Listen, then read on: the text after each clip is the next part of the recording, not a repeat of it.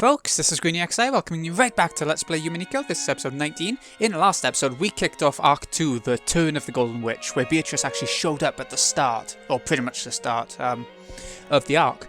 So, a lot of what we've seen so far is very romance-based, very love-based, which I normally don't like, but, you know, it builds to something in this sort of murder mystery sort of game, so I like it in that sense. With George, the prodigal sort of hugely profitable sort of son, I guess. And Shannon, the servant, who can possibly be with Eva's son. Eva is very angry about it and poisonous. Anyway, I noticed this, and at the end of that episode, by the way, Beatrice gave an offer to Shannon. If Shannon breaks a mirror that is in a shrine on the island, for whatever sort of suspicious reasons, then she would get Shannon together with George, and it's a very timed offer because George is going to get forced married, if that's the right word. Anyway, I noticed something when going off the episode last time. Beatrice is actually a character you know. Golden Witch was lived for 1,000 years. She surpassed the limits of humans, and like demons will sometimes appear in response to the summons made by humans to offer her power in exchange for a price. She likes black tea and ice cream. She hates boredom and people who deny her existence. Like Battler. So, we haven't even seen Battler yet, and he's like the main character. He's odd. Anyway, let's get going. That's enough waffling. What? What do you mean, separate rooms? So wait, you and George Nissan stayed in separate rooms on purpose? Yes. Is it really so strange? Jessica's cheeks have been stuffed with a chocolate-coated Shinsukuo biscuit? Never heard of it. That Shannon had brought as a present from Okinawa. And it all came out flying out to Shannon when Jessica cried out. Shannon, why did you even go on a trip to Okinawa? You were even alone with George Nissan? This was the part where it showed at the start of the arc, I think, in the, the aquarium, I guess. Well, he said there was a huge aquarium in Okinawa and invited me to go. And I like fish and stuff. No, that's not the point. We're talking about a healthy guy and girl going on an overnight trip, right? And you're saying there wasn't even any hugs and kisses? Seriously, what's up with the guy and girl staying in different rooms? As for kisses, no comment. But we did hug. George-san's chest was warm. That's not the point. I should hope it was. Ah, jeez. Why do couples like this exist? Ah, jeez. I can't take it anymore. From Shannon's point of view, it was an incredibly happy trip for various reasons. But it looked like Jessica found their pace to be pretty irritating. For a while, Jessica chewed her present, complaining about romance and pretended to faint in agony on her bed. Shannon and George had chosen to go to Okinawa because there was a huge aquarium there. They did this because an aquarium had given them the opportunity to start going out. Since their relationship had started at an aquarium, having their first overnight trip also to be an aquarium must have held some commemorative value. That's like a huge commemorative turning point. And your first overnight trip, how could you not make all kinds of progress there? But instead, you both got separate rooms? A couple taking 2 single rooms? Jeez, seriously, what's wrong with you? But we're both unmarried. George-san says showing restraint is good manners for a couple. Like I said, the whole point of this overnight trip was so you could overcome that stage, right? You should be way beyond just kissing and hugging by now. Milady? I don't know what you mean by that. But George-sama was a real gentleman with me until the end. I mean, I also wondered if those things would happen, you know, but even though we're going out, I mean, it's not like we're married or anything. These things you seem to be expecting should only be done after making a vow before God. Shannon's face got bright red. She made a circle with both hands, restlessly intertwining, separating, and making heart marks with them. Apparently, the dramatic progress Jessica had looked forward to hadn't happened, but it seemed to have been a very important experience for Shannon in her own way. In the end, whether Jessica was jealous of Shannon or made fun of her, it didn't change the fact that Shannon had a huge lead on her. I want a boyfriend too. I can't believe you got ahead of me, even though we promised that we'd find boyfriends at the same time. You beat me. Ah. You're a wonderful person, my lady, so I'm sure you'll find someone wonderful much quicker than me. Don't try to console me. Shannon, you traitor, get out. Shut up. Oh, God. Uh-oh. We know she can get sick from the first arc. Jessica threw several cushions at her. but midway she had an asthma attack and started to choke pretty badly. Shannon hurriedly ran over to a nearby side table and started searching around on top of it. A cute basket was placed there. Inside of it was Jessica's bronchodilator. Shannon picked it up and handed it over to Jessica. Jessica's asthma attacks always came suddenly. Because of that, she always needed to carry this medicine around. She breathed in the medicine and, after a while, managed to overcome her choking as her asthma finally settled down. Shannon thought this a good chance to leave and tried to exit the room after bowing courteously. As she did, one more small cushion came flying and hit Shannon on the head. She noticed that Jessica was on the verge of crying, half her face buried in her last and favourite cushion. That face was red and meek. "Milady?" "Shannon, be honest with me. Is my hairdo and stuff weird?" "What are you saying? I think your hair is very beautiful." "Then, are my eyes strange? Or maybe my nose? Or is it the way I talk after all? Is that why I can't get a boyfriend?" "Of course not. Milady, you are wonderful enough as you are. And I think your charm will keep on increasing more and more from now on. But I'm the only one who can't find a boyfriend.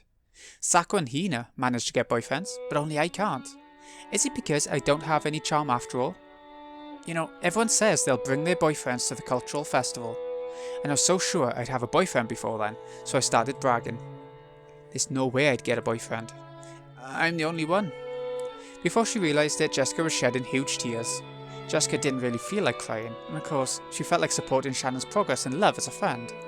However, as she had cheered Shannon on, her true feelings had suddenly gotten mixed in, and she couldn't help but shed tears. Shannon understood Jessica's innocent and easily injured heart. The rough style of speech Jessica usually used was all just an attempt to protect that fragile heart. As a daughter and successor to the Ashurmaya family, and as a girl isolated on Rokkanjima, the only person she could expose her true feelings to was Shannon. Shannon understood that, so she strongly regretted acting smug, even if it was only a little. "Sorry. I'm so weird crying like this. Sorry. You're a wonderful person, milady. There's no way you won't find a wonderful man. Shannon, it's about time, right? If you don't go quickly, Genji-san and Mom will get mad. I'm just fine, so hurry up." Sorry for crying like this. I'm such a moron.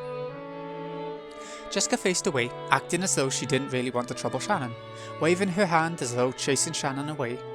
Shannon took that as a sign that Jessica didn't want to be bothered anymore, bowed her head and left the room.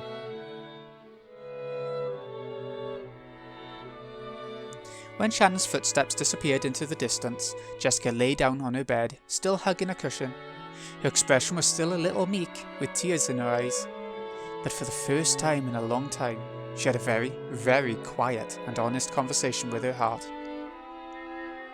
I also want to fall in love. Oh, poor Jessica. One day. Oop, daytime.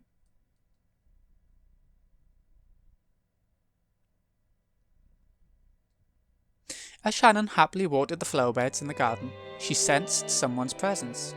She turned around, thinking that if one of the family had come to visit, she must greet them. But what she saw was that witch. Beatrice-sama. It's been quite some time. How are you? Has your relationship with the one you love progressed since last we met? As Beatrice sat on the rose arch, she happily blew on her pipe. Sitting in a place like that would crush the roses. And it might have been dangerous if the arch fell over. But this was a witch after all. Showing concern for her safety was probably a waste of time. Yes, thanks to you, it's going smoothly. Remember, she smashed the mirror, so the bet moved forward. We saw it at the start of the arc, even though the bet was made at the end of the episode. Naturally, the effects of my magic were immediate. Perhaps you feel your meeting was a predetermined fate. However, that's a mistake. Don't even think fate has anything to do with it. I understand that. The witch was calling attention to something. Two things, actually. First, that Shannon's relationship with George was a fate that would be absolutely impossible under normal circumstances. Second, that the power of the witch was great enough to overturn that fact. Shannon had just gotten wrapped up in those sweet days and had started believing the illusion that all fate revolved around her. But she remembered the witch's words. Originally, her relationship with George had been impossible. No, might be impossible in the future as well. Cackle, cackle. I can't do a cackle, so I'm just saying. Sorry, please forgive me. It's just like doctors. You cling to them when you're worried about your health, but after you've healed, you forget even to thank them. I've never been thanked as a witch, so I couldn't help acting a little rudely. Forgive me. The gratitude I feel has never slipped my mind. It's thanks to your power that I was able to achieve happiness, Beatrice Sama. And without that power, the fate that brought me and George Sama together would never have happened. I have never forgotten that. Sorry. It's not like I came here to bully you.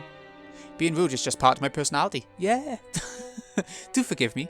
We haven't seen even an inch of her rudeness yet. More importantly, I heard. So you went on a trip alone with him. I imagine it must have been quite fun. Yes. It was very, fun. Shannon's face suddenly lit up. The witch laughed lightly, as though amused by the speed of that transformation. Already the one you care for is more than the object of one-sided love. You're a pair of lovers now. When two people are filled with love, nothing else is needed to establish a complete world. Perhaps you could call that a wonderful, ideal world. Even witches would be jealous. Beatrice laughed pleasantly. That smile made her look as though she blessed the lovers' rendezvous from the bottom of her heart, without a trace of malice. After that day, Beatrice had shown herself before Shannon every once in a while. Even now, Shannon thought of her as an unsettling being. However, she was also indebted to this person for the magic that led to her current relationship with George. So Shannon tried with all her might not to act surprised or scared. That's right. Beatrice Sama, I bought some sweets as a souvenir from our trip. Would you like to try some too? Oh? A souvenir for a witch?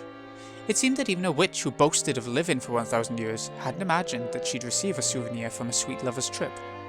When she saw that surprised expression, Shannon thought of this witch as a friend for the first time. Ah, such a nice arc. Ho ho, an Eastern cookie made from wheat flour and lard. To wrap that in Western chocolate is truly a blending of the Japanese and Western styles, the Silk Road of sweets. I love the backdrop in this part, the sea and the beach. What? What's so funny? Nothing. My apologies. This witch, who surely held a terrifying power, was chomping down on sweets, one after another, making a sound like a squirrel stuffing walnuts into his mouth. After a while, Shannon couldn't conceal her laughter. Good meal. I should serve you some dolce vita from Nero one of these days. Roses are the symbol of eternal love. I believe a rose dolce would be appropriate for you now. The witch was in a great mood, fully enjoying modern candy. Yeah. I truly am grateful. I believe you've done more than enough for me already, so I'm returning this. The thing Shannon had softly set on the table was a gold-coloured butterfly brooch. There's no need to return it. If you continue holding that, your relationship should remain firm in perpetuity. Perpetuity?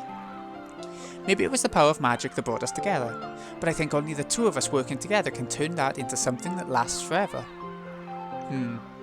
Love and roses are the same. Too much fertilizer causes the roots to rot. Some flowers cannot be raised without hard work. In that case, do as you wish. You may wear it or keep it in a box. That's my goodwill, given to you.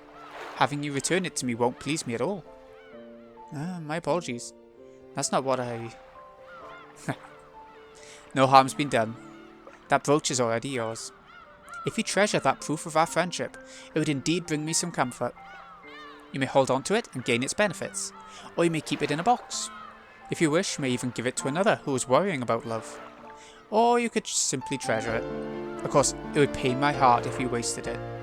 According to Beatrice, she had appeared several times in the past in response to a person's summons to give them some tool imbued with magical power.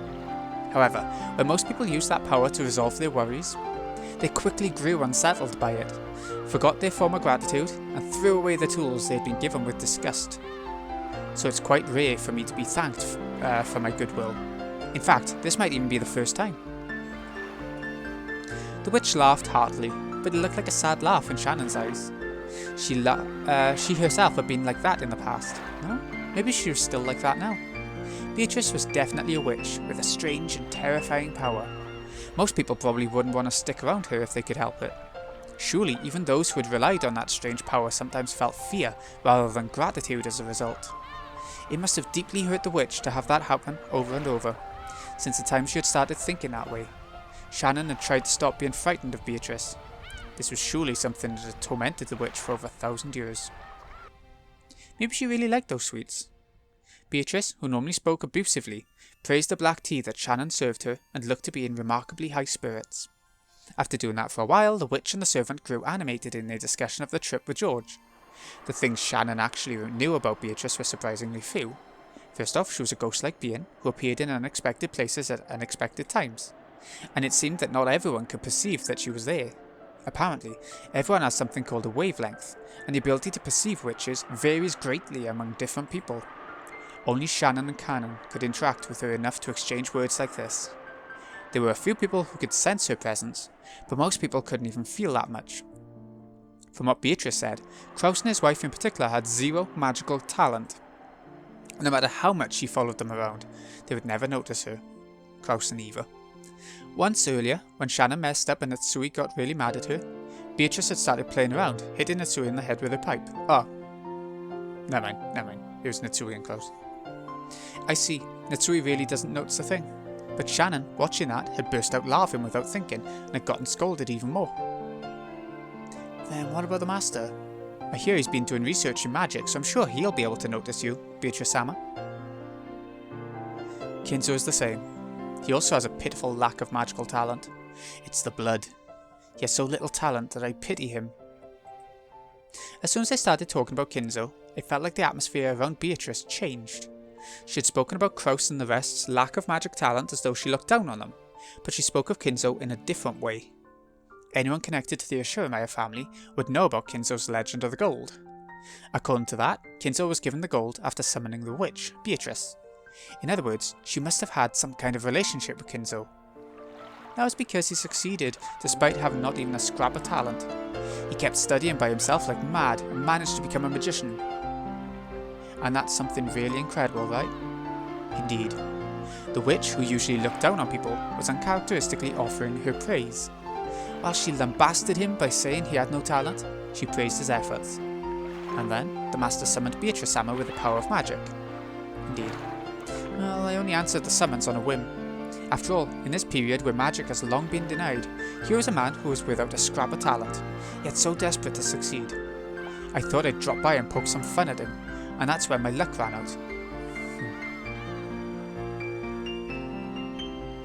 Her choice of words highlighted how much of a disaster this had been for her. Shannon hesitated over whether it would be safe to continue this discussion, but Beatrice continued on her own, ignoring Shannon. After all, his contract did have a proper format and set of rules. Various procedures were mixed up, but, well, in deference to his enthusiasm, I graciously accepted it. Then I gave him a mountain of gold. And then the Master used that gold and succeeded in business, and grew his wealth into what it is today. Indeed, his talent in magic was minimal, but it seems he had a knack for business and gambling. Or perhaps it was due to the bravery and madness that led him to risk everything on unreasonable bets. Madness sometimes acts as magical power.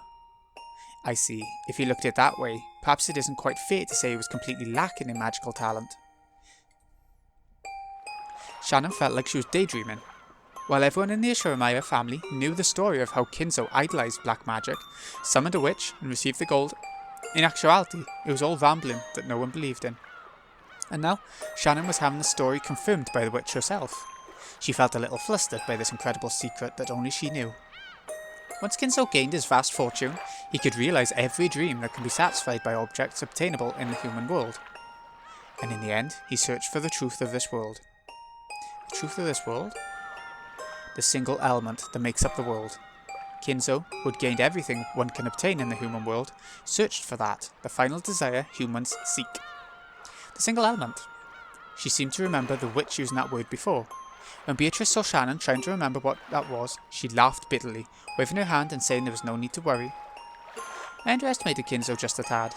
I truly didn't expect him to display such power. And thanks to that, I'm in this state. I've been sewn in place on this island for several decades now, without even a friend to drink tea with. No matter whom I try to talk to, my voice doesn't reach them. No matter where I go, I cannot do anything. Such boring decades. As she laughed in self-derision, she tapped her teacup with her finger. It made the light sound of pottery. Shannon didn't know whether the word self-derision was really an accurate expression to describe the look on the witch's face. Shannon didn't understand everything, but she could more or less figure out the situation. And it was probably a topic that she couldn't press the witch on easily, not unless the witch started talking about it herself. To sum up everything she had said up until now, Beatrice, who had been summoned by Kinzo's magic, could not leave this island for some reason. And she had lost her power and her form, living her days in boredom.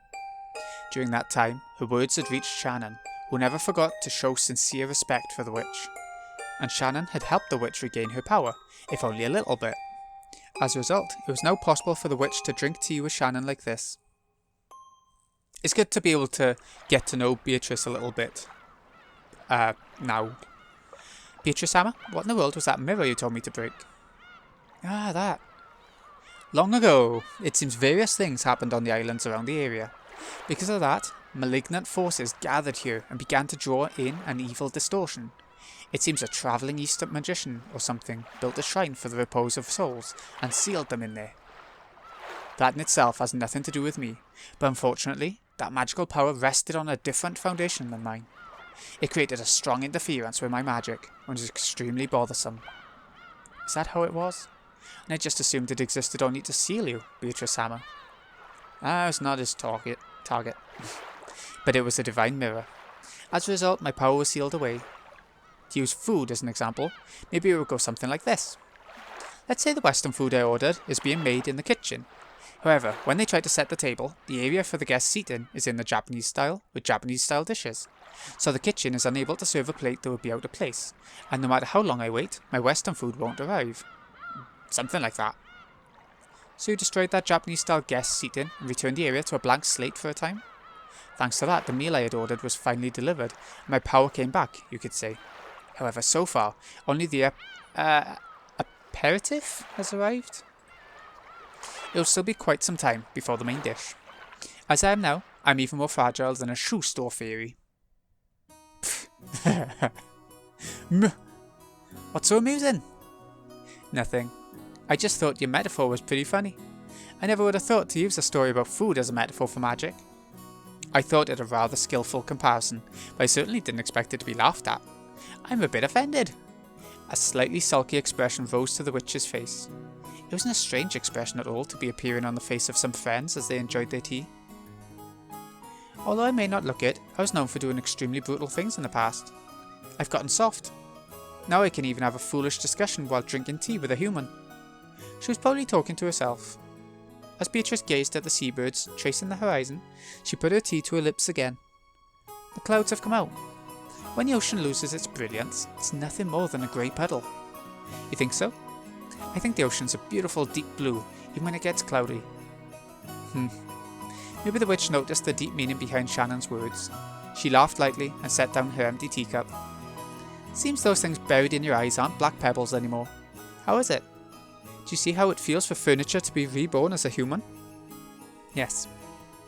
I never knew the world was this kind. Since the start of her relationship with George, Shannon's face had grown brighter more often. Her smile had made everything go smoothly and had even changed her fortune. Shannon made less mistakes in her work than she had before, and the family members' opinion of her was slowly starting to change. Just the other day, she had been surprised when Kraus, who rarely exchanged words with her, had suddenly started talking to her. You've been wearing a splendid smile more often lately, haven't you? Has something good happened? No, but every day is fun, yes? Wonderful. It goes without saying that coffee is more delicious when poured with a smile. Could I ask for that smile once more? Yes, sir. That had become a chance for Shannon to gain confidence in herself. Of course, it didn't go beyond her own heart, and it wasn't so big a change that anyone would notice. But she began to change, bit by bit. Shannon understood it clearly. Knowing love was the same as gaining a soul. The same as being reborn from furniture into a human. There was absolutely nothing mistaken in Beatrice's words. By knowing love, Shannon had learned what it was to be human. These have been unusual snacks. It was time well spent. It's probably about time for you to return to your work. So let's end our tea party now. After all, seems a certain person doesn't like seeing us drink tea together. Huh? Who's watching? The witch gripped the teaspoon and flipped it with her fingers, sending it up in the air. After that, it was launched by the fingers of some invisible person and flew straight into a nearby bush. "Oh, hello." The bush shook violently, and Cannon came out. It seemed he had been there for some time, watching their tea party. The spoon was gripped in his hand. If he hadn't caught it in an instant, it might have hit him hard in the forehead and caused him to start oozing blood. "Do not worry. Our tea party is over now, Cannon." "How long were you there? If you had called to us, I'd have poured you some tea too." "I imagine that you didn't want to interrupt a pair of women talking, right?" Cannon kept silent, but there seemed to be a slightly hostile look in his eyes. On the outside, he acted with respect, but unlike Shannon, Cannon did not trust the witch. When Beatrice hit the table with her pipe, the tea set turned into gold butterflies, which flew upwards all at once. They then scattered in every direction, and the cleanup was already done. "It was fun, Shannon. Let's meet again if the chance arises. My magical power is still quite lacking. It's tiring, even to show myself." "If you're that tired, never appear again." Cannon said it in a small voice, but the witch seemed to have heard it perfectly. She giggled, but did not reply. "Shannon, tell me more about George at our next tea party. There are no snacks sweeter than a person's love life." "See you again." Beatrice's body also became gold butterflies, which scattered in all directions and disappeared. It was a fantastical and beautiful scene, like a blizzard of gold leaf. For a while, Shannon quietly watched the witch's exit. Cannon approached her from behind and spoke with an expression that was drastically different from hers. "Nisan, didn't I tell you to stay away from her? Beatrice-sama isn't that bad of a person. Yes, she might be a little shady, but the fact that only we can see her is suspicious enough. That thing isn't human. Who knows what she might be planning?" "Cannon, I think that's a little rude." There was a touch of sternness in Shannon's voice, which was unusual for her. To Cannon, who knew her well, she must have sounded extremely stern. Cannon, looking excessively surprised considering Shannon's tone, fell silent. It's true that Beatrice-sama is different from humans. She has a terrifying power, so I think it's right for us to fear and respect her. Still, I think it's incredibly rude to despise her just because she isn't human. "I understand what you're trying to say, Nisan. You've changed ever since she gave you that brooch. It's like you're her prisoner. She brought you and George-sama together, and now you're indebted to her."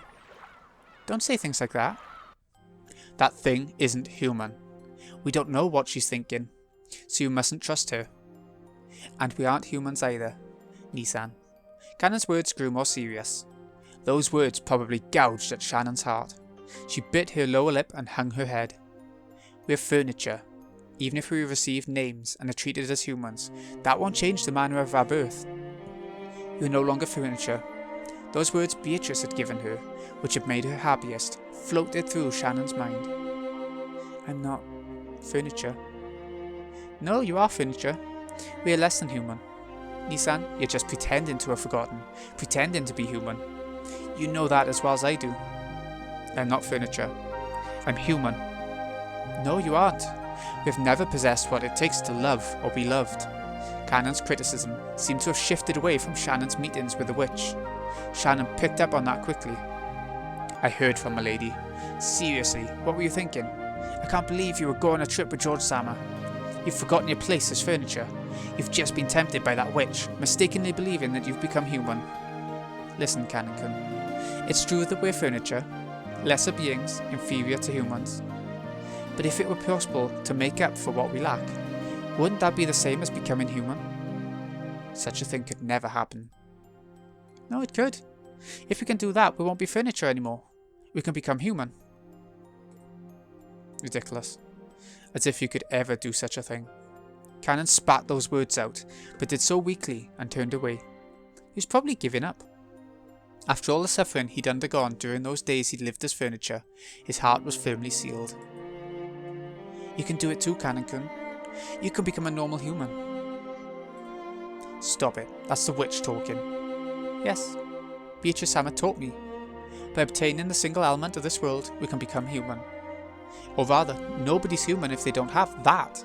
That's why people spend their entire lives trying to gain that single element." "I don't understand what you're saying, Nisan.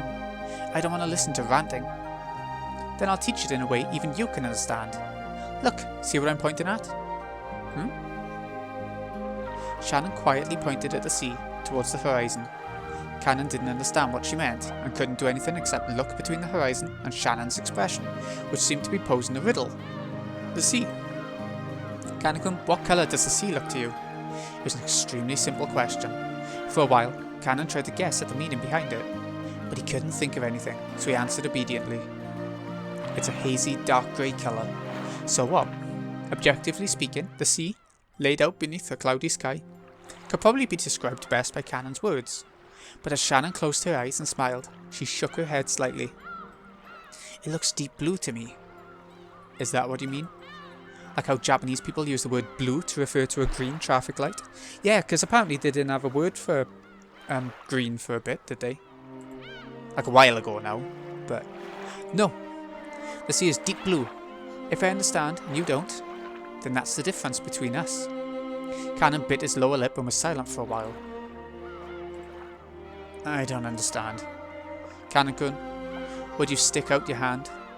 As Cannon was taken aback, unable to understand what she was saying, she took his arm and opened the palm of his hand. Shannon softly set something there. It was that magic brooch which she had received from Beatrice. A magic charm, shaped like a gold butterfly, that could bring love to fruition. This is hers? No, this is mine. So think of it as me, and treat it with respect, okay? After being spoken to like that, he couldn't just throw it away. Cannon didn't know what he should do, and he stood there confused for a while, the brooch still on the palm of his hand. Shannon put the palm of her hand on top of Cannon's, and the brooch was warmed by both of their hands. This charm holds true magical power. I'm sure it'll teach you an important emotion, Cannon-kun. There's nothing to be learned from that person's magic. No, there is something. So wear it. If that's embarrassing, I hear it's okay if you just hide it in your pocket. Ridiculous. As if I'd let the magic of that person lead me astray. Even as he said that, Cannon couldn't be cold-hearted towards something Shannon was urging him to take. In the end, Cannon took it and agreed reluctantly, saying he proved that he wouldn't surrender to the witch's power. Shannon smiled and nodded back. I'm sure you'll be able to learn something important from it, and I'm sure you can become human. And when you do, I'm sure this ocean will look like a beautiful blue to you as well, Cannon-kun. Grey is grey, no matter how many times you look. That's wrong, Cannon-kun. It only looks that way because you have no... Huh? Because of the howling wind, he hadn't been able to catch the main point of what she just said. So Shannon said it once more. The single element of the world. She spoke once more of the world where it existed, where the sea was deep blue.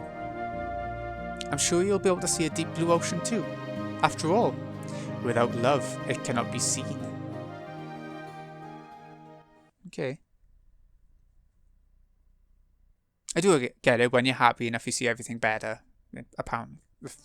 So they say. Who is that? It's Cannon, Master. It was rare for Kinzo to leave his study. However, the fact that he had didn't mean his noble research had been suspended. He may have left the study because of a change in mood, but that didn't mean the thoughts filling his head were any different from those he had while inside the study. Cannon knew that no matter what the time, speaking to Kinzo when he didn't want to be spoken to would always disturb his research. It's cloudy out there. Will it get worse? Yes. According to the weather report, it could rain at any time. Shall I bring an umbrella? It will not come to that. Leave me alone for a while. If my children ask, say that you do not know where I am. I am busy on a journey through my own thoughts. Certainly. Then if you would excuse me. Before Cannon finished bowing, Kinzo had already returned to his own world, having forgotten Cannon's presence completely. And once again, he began rambling to himself. Amidst those words, the name of that witch popped up many times. Oh, Beatrice, my hand will not reach your smile. What can I do to revive you? What can I do to make you smile at me once more? What is lacking? My research, my materials, my catalyst? Or is it magical power, or luck, or an oracle? Oh, Beatrice, what can I do to see your face one more time? Oh. As Cannon listened to his master's weeping voice with his back turned, he turned around just once. When he did, right behind his isolated old master was the shadow of a person who shouldn't have been there. It was the witch. At once, thinking that the witch must be plotting to do Kinzo some harm, Cannon dashed back to Kinzo and tried to form a shield with his body. But when he saw the expression on the witch's face, That emotion of his vanished. After all, Beatrice's expression was sorrowful, or maybe pitying. You fool, Kinzo. Can't you see me, even though I am here? Right behind Kinzo, as he repeated the witch's name over and over, desiring to be reunited with her more than anything else, was the witch herself. And yet Kinzo didn't notice anything. When Beatrice tried to rest her hand on his shoulder, he didn't notice. Why? Why does my hand not reach Beatrice's smile? Is it the age of the moon? A cycle of the comets? The alignment of the planets? What is lacking? What is? What is? It's useless, Kinzo. Without love, it cannot be seen. Cannon took the brooch he had received from Shannon out of his pocket. By learning something new, would he become able to glimpse something he couldn't see now? Without love, it cannot be seen. He looked at Kinzo's back once more. The witch could no longer be seen there. Oh, that is sad. A romance that will never happen. Again? Yeah. Oh, that's such a good breaking point.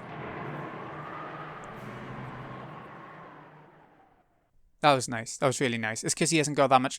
He likes his magic. He's been studying it and everything to get Beatrice back, I guess. But he hasn't quite got enough magic in him, in his blood, to see her. Anyways, this has been Greeny XI. I hope you've enjoyed. Thank you so much for watching. I know it's a bit cheesy so far. I'm finding it a bit cheesy, but it is so nice at the same time. And you know it's not going to keep up this happy... Well, no, it was happy, but this level of unharmfulness and... we'll get there. So, thanks again for watching. I'll see you again in a bit.